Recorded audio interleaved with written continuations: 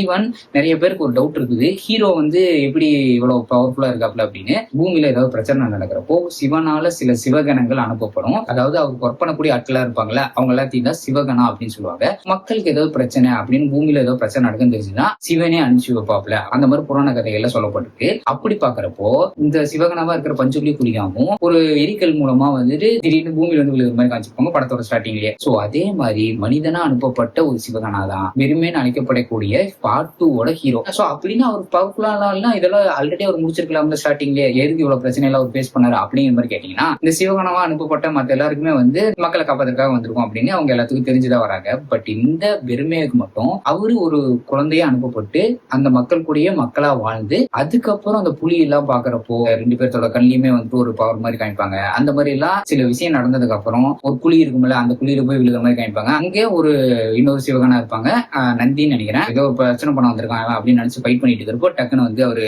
போய் அந்த சூலாயுதத்தை புடிச்சதுமே அவங்களுக்கு புரிஞ்சது, ஓகே இவனும் ஒரு சிவகனா தான், இவனும் சிவனால் அனுப்பப்பட்ட ஒரு ஆள் தான் அப்படின்னு புரிஞ்சுக்கிட்டு அதுக்கப்புறம் நந்தியே அவர் கும்புற மாதிரி காமிப்பாங்க. சோ அவர் வந்து ஒரு மனிதனா பிறந்து அதுக்கப்புறம் அவருக்கு அந்த பவர் எல்லாம் இருக்கு அப்படிங்கறதெல்லாம் தெரியறதுக்கு கொஞ்சம் டைம் இருக்குது. பட் பெருமைக்கு மட்டும் கடைசியில எண்டிங் கிளைமேக்ஸ்ல தான் வந்து இந்த நெருப்பு வந்து விழுந்து அந்த நெருப்புல இருந்து புலி வந்து அதுக்கப்புறம் புலி கூடயே வந்து சிவகனாவான இவர் பெருமை ஹீரோவும் வர மாதிரி காமிப்பாங்க. கிளைமேக்ஸ்ல தான் அதை காமிப்பாங்க.